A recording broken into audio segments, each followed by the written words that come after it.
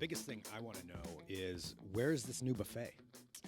So What is the buffet we're going to go the to? buffet, Tell us, Caleb. if memory serves, it's at Caesar's Palace. Oh, a Caesar's Palace buffet. Okay. Yeah. I caught something on the internet, and it was the behind-the-scenes look at what they do to prep for this thing and how seriously they take it, and it looked really good. I mean, most high-end buffets in Vegas are great. Right. There's like something for everyone.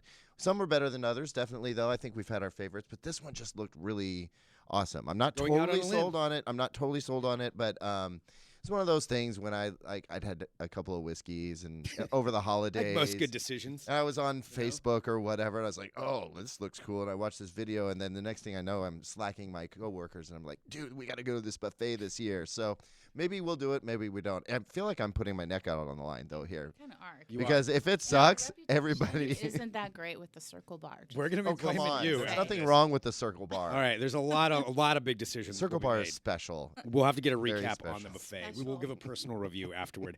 Hello, everyone. This is Trends with Benefits. This is our weekly Roundtable Tech podcast brought to you live on Facebook, YouTube, Periscope, and Twitch. And then, of course, as an audio podcast afterwards. So hit that subscribe button. Going a little bit earlier than our normal time, which is normally Thursdays at 2:30 p.m. Pacific. Today it's, what day is it? Wednesday? It's Wednesday. Wednesday. Yes. We're in It's 2019, right? Yeah, that's where we're at. And going a little bit early, but we are broadcasting live to talk about CES, the Consumer Electronics Show. It is the biggest thing in the world of technology happening next week. As Drew Prindle described it on DT Live, it's like the Super Bowl of technology. Pretty basically. much, yeah. And also, you two, as editors, get about 9 billion emails that you have to reply to. Yeah, I'm getting about 40 an hour right now. I don't know about have to reply. Yeah, like delete. Right. Delete. That's kind of what I do. I don't have to reply to mine. This is why I would never want to be a PR person, because I know that all this work I'm doing is just getting deleted out of people's inboxes. Well, and when they have a crappy product, too. Yeah. Like I keep getting pitches for smart bras. I'm like, nope, I'm not going to write about smart bras. Well, we won't be talking about smart bras today, but what we are going to do is maybe we need to. If I that's wrote what the about people a want to talk breast about. pump for crying out loud. That's true. That's different, It though, was- than and a it was bra. fun, Like, too. Well, let's walk through what we're going to do today, because I can already see the live comments coming through right now. So we're going to kind of give just a brief overview of what CES is, and then we're going to get into, since it's such a broad range of topics that we can, and digital trends is covering all of it. We're going to focus more on the television side of it, as far as what we're dealing with that. And I can see the huge comments coming through for 8K already. We're going to talk about that. We're going to do a little bit of a smart home preview, where smart homes are headed, what's going to be going on with that. And then we'll kind of talk about what our coverage is going to be, all while taking your live comments and questions. So I will go through here. I'm going to try to keep track of what you asked. If you asked something already and it's kind of scrolled up, asking it again, and we'll get to it. But let's introduce our cast of characters here. I'm Greg Nibbler, and to my right, hi, everybody. Kim Wetzel, smart home editor, Kim Dog. Kim Dog. Dog. And on the end, The Whiskey Miss. the Whiskey Mist, Mr. Caleb Dennison. Yeah, it's good to be DJ's over back. here. We all have to have DJ voices now. That's the next evolution in trends. By next week, when we're all half insane from, not sleeping. I think we should do a DJ style segment where we talk about tech like DJs would. like the Moose out in Indiana. 107.5 The Moose. In about 2 minutes, I'm going to give you a rundown on the Alexa machines and what they're all about. Hey, I'll All just right. do the sound effects. I can't keep up with you guys. Okay. All right. Well, let's get on to this. So let's talk about CES in general. In case you don't know, just a brief overview. The Consumer Electronics Show takes place in Las Vegas every year. It's about 180,000 people, I believe, that attend. Yeah. Over 4,000 different companies exhibiting. Pretty much every company you can think of, except for Apple, is going to be there. Apple And it's refuses. industry only. You can't- Industry only. The public can't go. So that's 180,000 industry Just people. in the Yeah. industry and media that are going to be at this thing. And I get a lot of friends asking like, oh man, I want to go. Can you get me in? I'm like, nope, I can't. It's just tech industry people. So all these people are going to be there showcasing, you have all the big companies, the Samsungs and the Sonys of the world.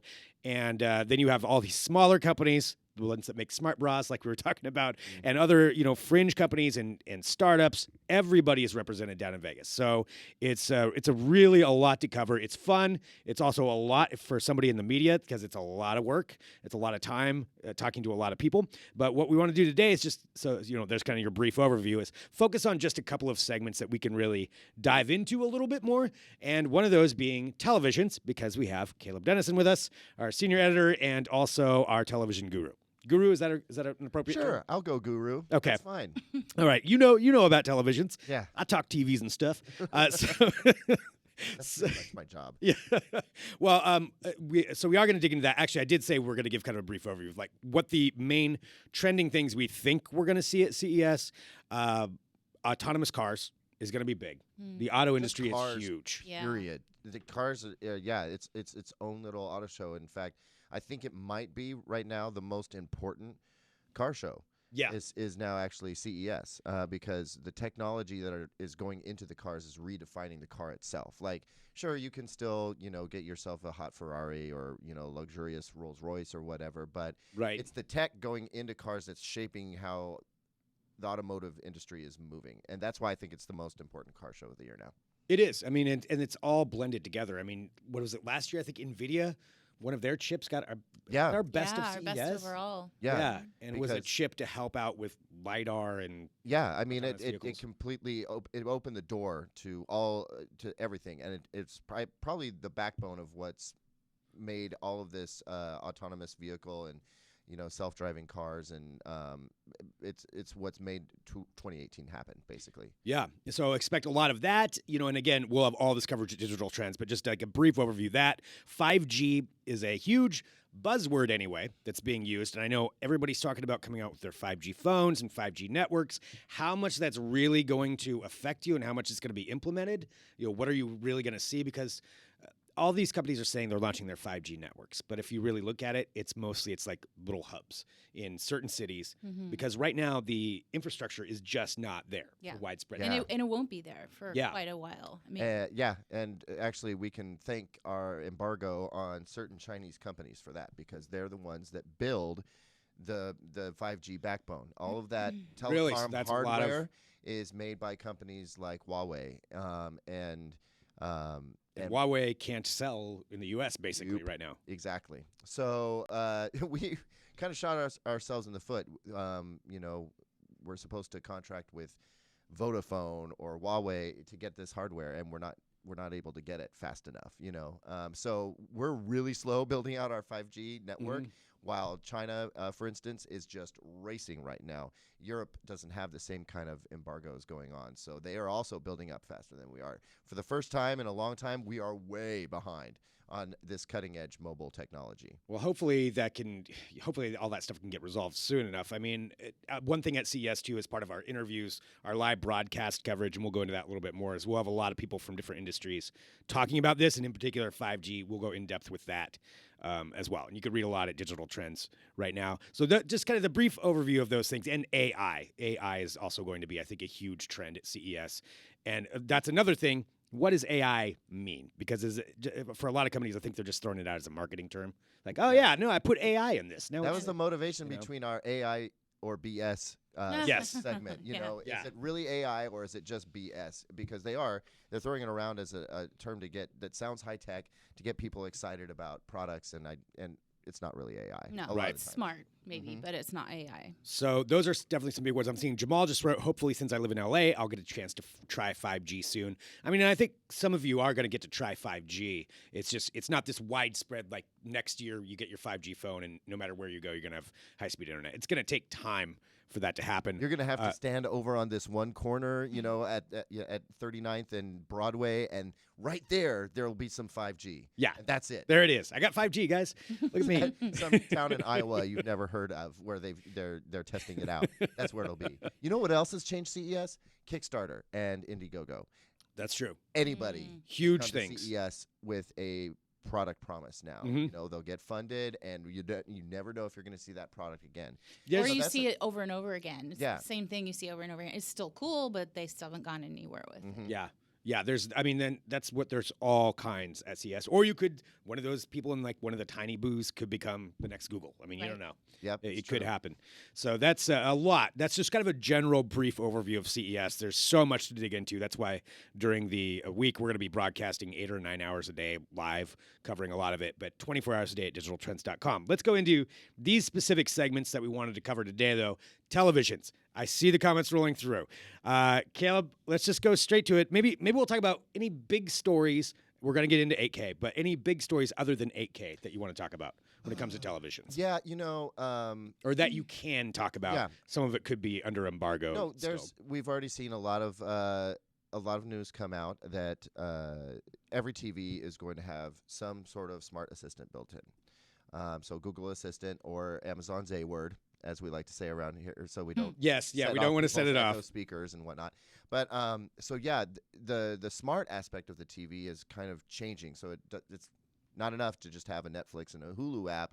It's got to have a smart assistant in there, and also it's going to work with your other smart speakers. So you'll be able to launch shows using an Amazon Echo or a Google Assistant enabled speaker.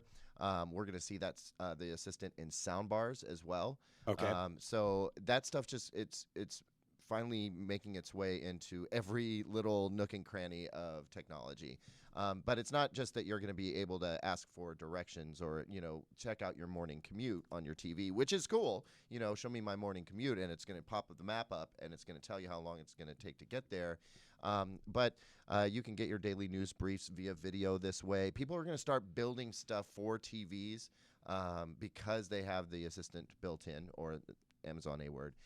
So it's going to change the way you get content and the way you launch shows and how you can control your smart home. Okay. There's going to be a lot of smart home and TV integration, which is great because we have smart home and TV right here. Yep. And then also, it's a pretty sure thing that we're going to see a roll-up OLED TV. That's what I was going to ask about. Like, that seems like that's always the promise, that we're going to get a roll-up OLED television, and we had kind of that one that I think was LG. LG's the one. LG's the one that's making it. Yeah, and it will come from them if we see it. But this would be like one where you could actually, like a poster. Like, I could roll this up and throw it in a backpack. No. Okay. That we're far away from that. See, you still have to have the chip and the board that does all the processing. That stuff is still as big as it was last year or 5 years ago. Gotcha. So we're not to that point yet.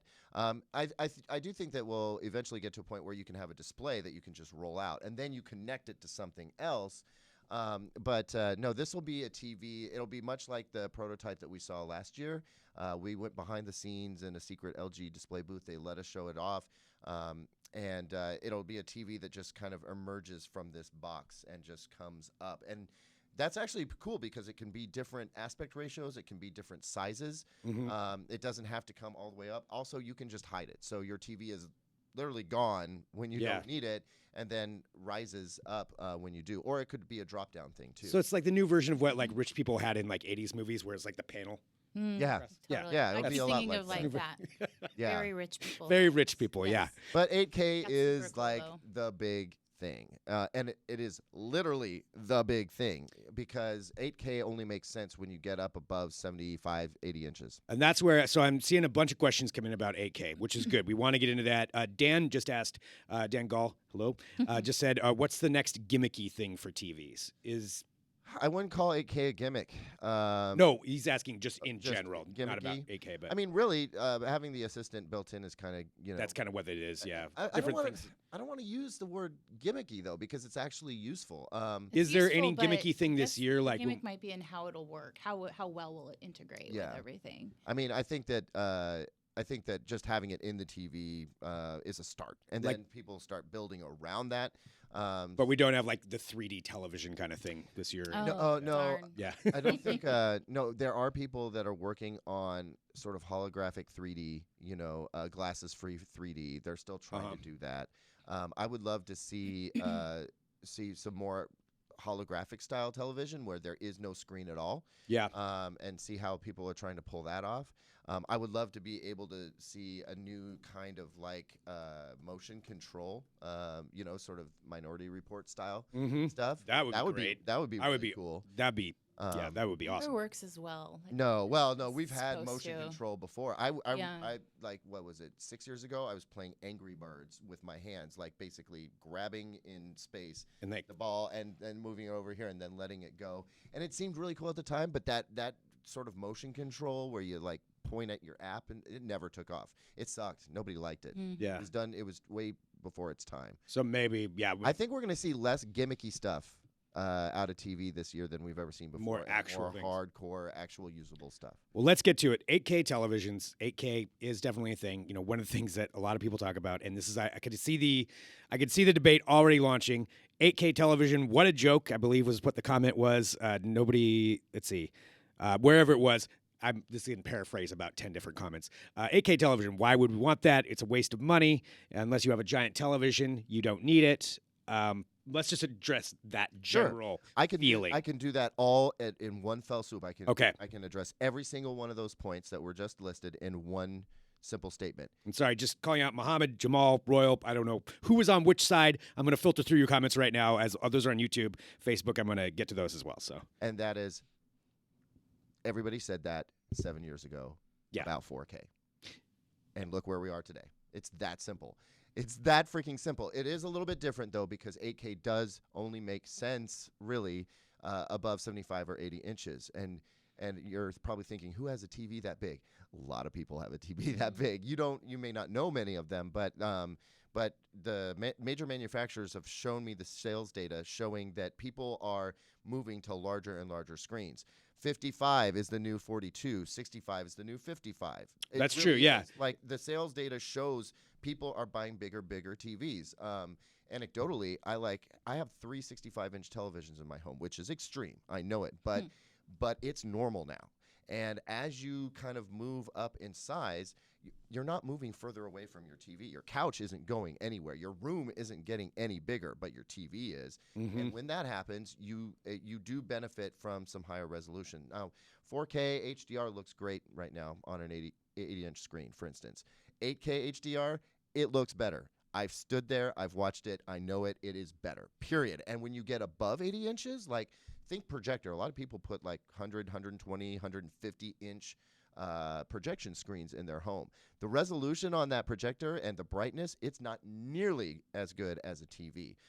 But they can make TVs that big, and when you have 8K resolution, it totally makes sense. It looks amazing. I think that's a good point just with the 4K side of it because, I mean, how many of us, until you actually saw it, understood how good 4K was? I didn't. I was like, yeah, no, it's fine. Like, 1080, I've got HD. Like, that's plenty good enough. Mm-hmm. But then you see 4K and you get that difference. So you can see that difference with 4K to 8K. Yep, I can see it at 80 inches, and I can really see it at 100, 120 20 inches. But not bigger. smaller TVs. No, but you know what? It's not going to, I mean, they're probably not going to make 8K panels down around 55. I think they will drop it down to 65 because they can. And they're just going to make one panel. Why make like 2 or 3 different kinds? You have to have different parts of the warehouse making all these different. Nah, they're just going to flush, like they're pretty much flushing 720p and 1080p away right now. Mm-hmm. And eventually they'll, 7 years from now, probably making mostly 8K TVs. Another question coming in, Royal said, okay, there may be people with huge TVs, but when will we start getting 8K content? Right now, YouTube. Go watch it. Really, on YouTube there is 8K content. Yeah, and the filmmakers are ready to do it, and that's why Samsung came out with their 8K TV so early, and why we'll see a bunch at CES is because the TV makers are trying to push the content creators toward this. The 8K cameras are out there. You can watch 8K content on YouTube right now, and eventually they'll have a delivery mechanism for that. They'll come up with a new compression algorithm like they did for 4K H.265. It wasn't made for 4K, but it applied really well to 4K, and that's why you can stream 4K on Netflix. You will be able to stream 8K on Netflix as well. The bandwidth is not the problem. It's your data cap. If you have a data cap, that's an issue because yes, it is going to take more information, and there's a lot of people out there with like 1-2 terabyte data caps. They could blow through that with a couple of 8K movies. Wow, easily. Dang, that's crazy. Unless they get really, really clever with the compression scheme and manage to pack it into a smaller stream without destroying the video quality. Because that's what we got right now. You have 4K Netflix, looks pretty good. Then you have a 4K Blu-ray, and that looks amazing. But I just don't think that the 4K Blu-ray is going to evolve to an 8K Blu-ray. Of course, I said that about 4K Blu-ray before. I was like, there won't be a 4K Blu-ray, and I was totally wrong. There is, and they've been selling okay, but just you got to be a they're going real, away. a real video file to like get into that though. Yeah, I it's, mean, it's spendy. I'm and- probably the only guy you know that owns a 4K Blu-ray player, yeah, maybe or Ryan. maybe one or two. Yeah.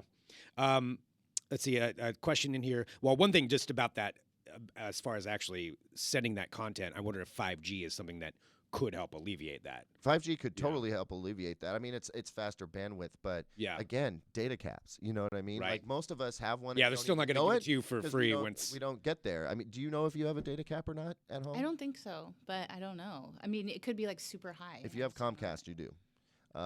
It just and it depends. You just got to on whether hit it you're- before you know Yeah. what Yeah. they'll tell you. It depends on what city you're in. In Portland, I had a 2 terabyte cap. In Vancouver, for whatever reason, I have a 1 terabyte cap. Still haven't blown through it, and we stream everything. Like we Yeah. don't have cable, so every bit of TV we watch is streamed, and there's plenty of it being streamed in my house.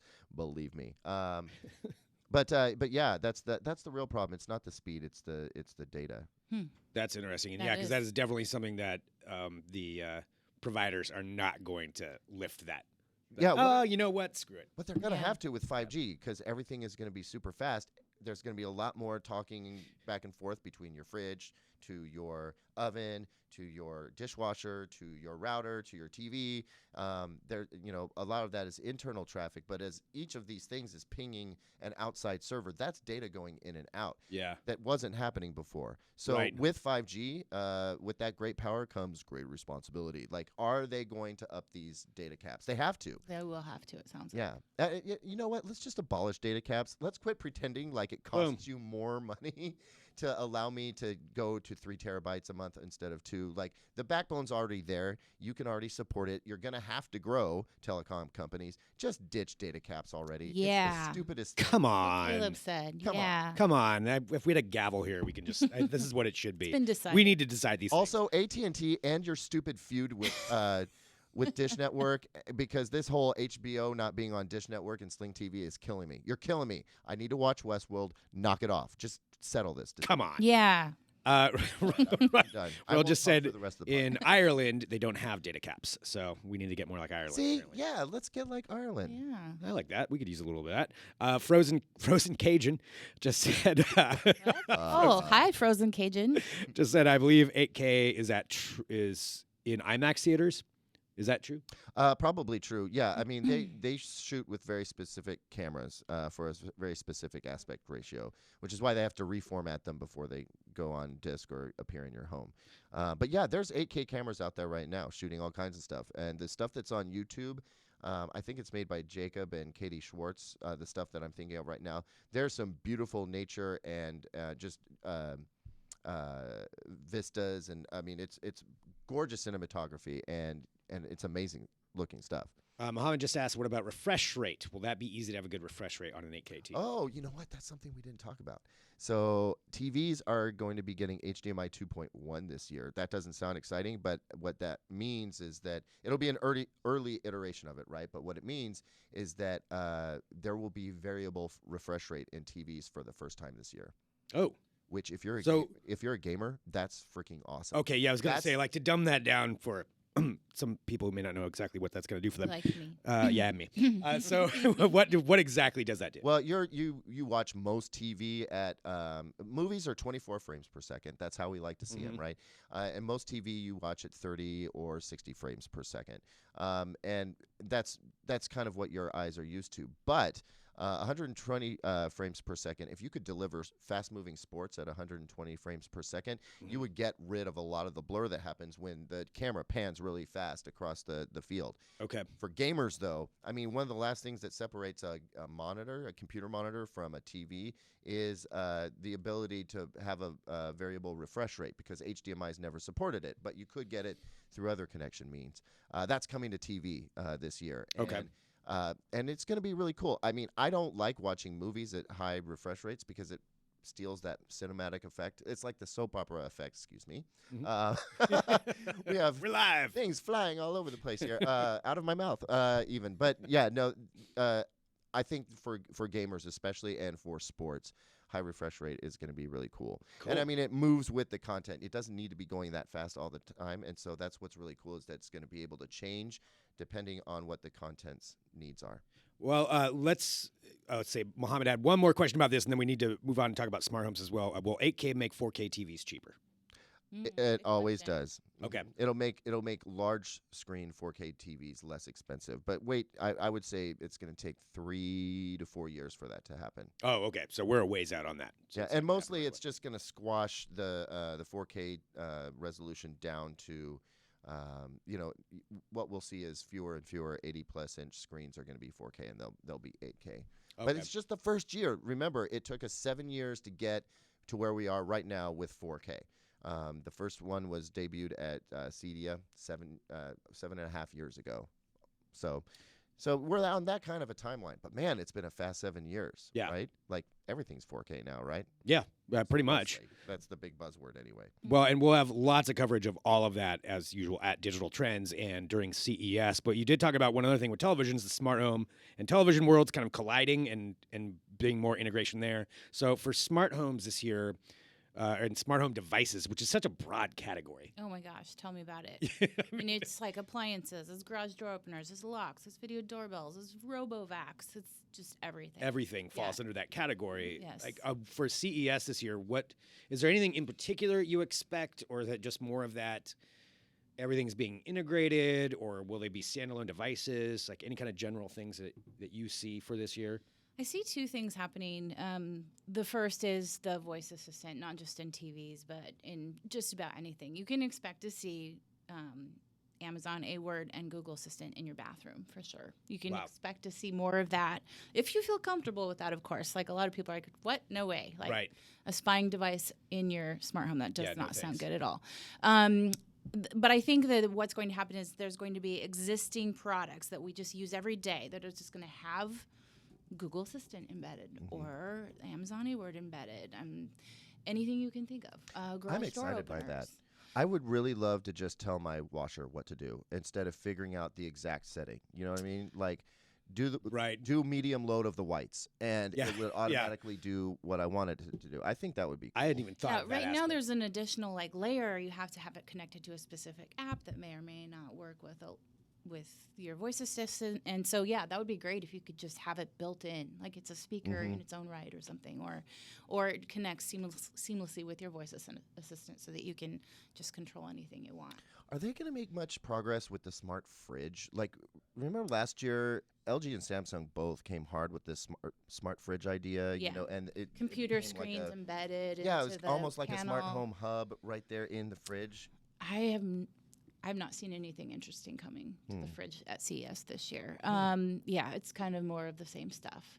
We have the Samsung Family Hub smart fridge in our kitchen right now, and it's great. It has a big computer screen. You can take pictures. You can look on the app to see, I don't have any milk in my fridge while you're at the grocery store. That's all really cool. But in terms of that, I haven't seen much I'm not super excited about appliances this year, to be honest. That's a bummer. With CES, it's mostly about partnerships with these apps that help you, cook smarter. Like you can look at an app and say, I have these 5 ingredients in my fridge. Here's what I'm going to cook. Here's what I can cook. Here's some recipes that they give back to you, which is useful. But is that like a big, flashy, I know. innovative? I want a big it's not new the big thing. splash. Give me a dishwasher that's a fridge and a washing machine all rolled into one. Oh, yeah, That's I'm not down gonna with that. happen. And give me a cheaper smart lock too. Like I went They shopping are for smart locks expensive. for my mom's place, and I was appalled at how expensive they are.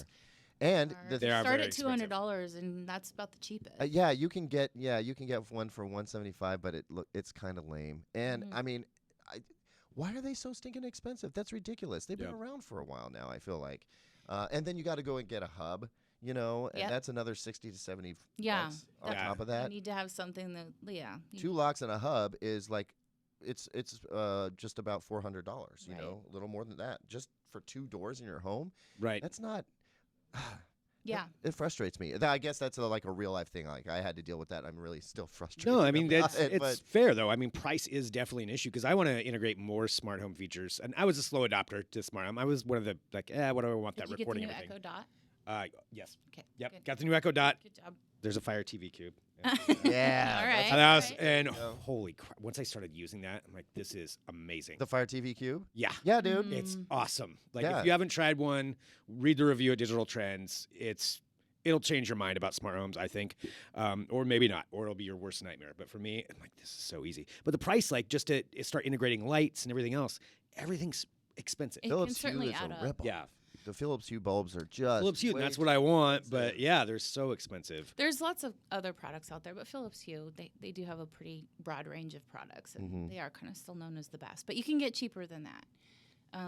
Yeah, I think the other thing that we'll be seeing a lot of is more focus on, which this has been going on for a few years now, is smart home security. Everybody's really concerned about security of their homes, as they should be. So I think we're going to see, even though there are a lot of existing video doorbells out there, we're going to see a lot more.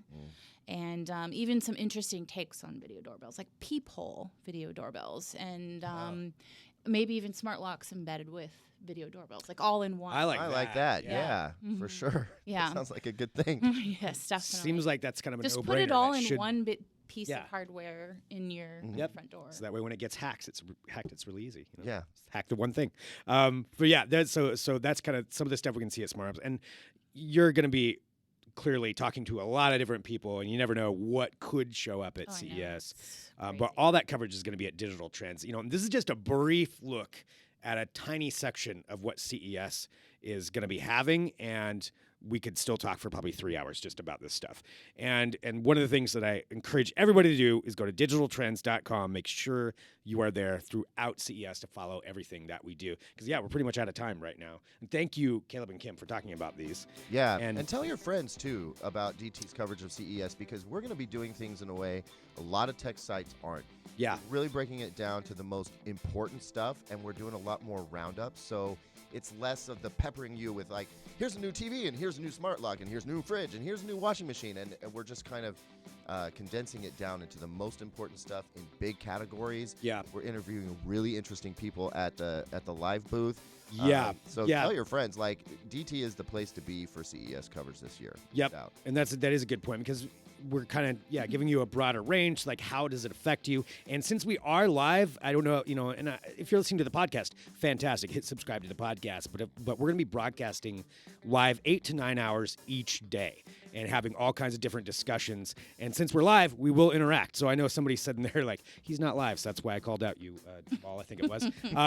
So yeah, we are live, and we do read the comments, and we do want to interact. So that means if you're watching somebody and you have a question, drop it in. We can probably get the question to the right person as you're sitting there watching. And that's something other sites aren't doing either. So this is something we like to bring you here with Digital Trends. And we also have DT Live on normal days, 9 a.m. Pacific, noon Eastern as well. So you can always tune into that, where we have lots of interviews and things. And thanks, everybody, for tuning into Trends with Benefits at our special time today with our brief look at some of the things from CES. Hit subscribe, whatever media platform you're watching on or listening to. Hit subscribe, make sure you get every episode and that you can follow along with everything that we're doing. And thanks for tuning in. We'll be back next. Well, yeah, we will have a live episode next week. I keep forgetting. See, I'm already screwing up my time. It's okay. What day is it again? What year are we in? And you know, it's not really going to matter in a couple of days. Like, as of Sunday, it doesn't really It doesn't matter anymore, but we will be live all next week. Tune in live all the time at Digital Trends, and we will talk to you then with another episode. Maybe we'll tell them about the buffet then. No,